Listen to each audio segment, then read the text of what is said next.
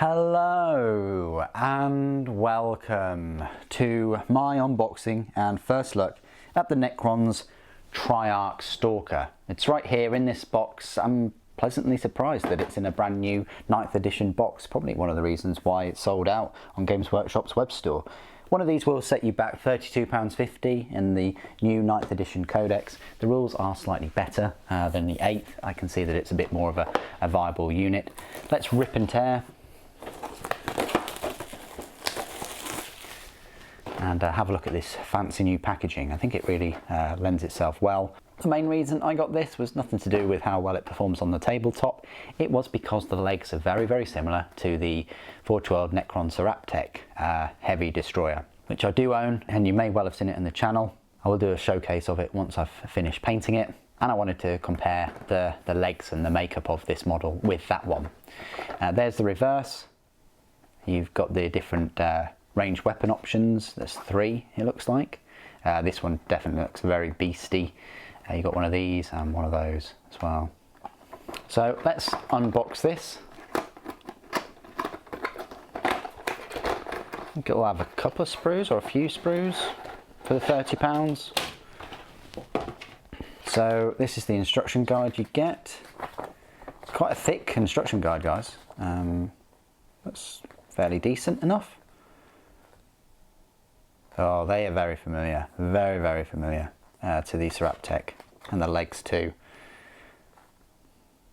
It's going to be slightly easier to put those legs in that configuration than in the Triarch's legs, which only has 4.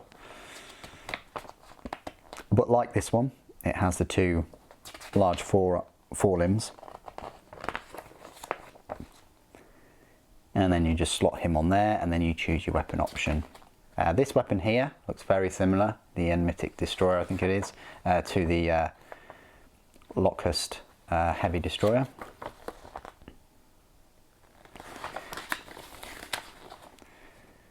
It seems like you can only make one because there's this main assembly, and then you just glue in all the different parts for that one weapon. So that's a bit unfortunate that you can't hot swap them, but I guess if you don't glue this bit here and maybe you magnetize it, then you could buy another one and then make the different weapon and put it in that one. It's going to look very, very similar to the Triarch. I'm pleased. This is the shortened version of the data sheet there with the different weapons. So you've got this one, strength 8, number 2, which is strength 2d6. You've got a shorter range or a longer range. You've got the number 1 here, which is a strength of 6. I think that might be a Tesla. You've got number 2 here, which is either a strength 5 or a strength 8. And then number 3, which is a strength 7. And then you've got the melee. So that's that. Oh, you get a transfer sheet with a perforated divider. And then you get the 3 sprues. So let's have a look at these. So this is the spine. This is the one of the main weapons, and then this is the assembly for the big gun. You've got the carapace pieces, which will go very well with, you know, all the canoptech stuff. You've got the beam diffusers, I want to call them, and the targeting relay. I think one of the rules for this one of the rules for this unit is that it can help spot enemies and improve ballistic skills and things. So that's that. And then you've got the main forearms here. They're in two pieces each. You've got the limbs themselves and the ball and socket joints, I want to call them. You've got a torso for the pilot or operator. You've got another part of the operator there. And then finally, you've got the main body of the walker with these leg and limb parts which obviously attach to the other joints. So you've got the 4 there. We've also got another spine, like command console, one of the Necrons' hands, and another one there. Part of its hips, and then the head.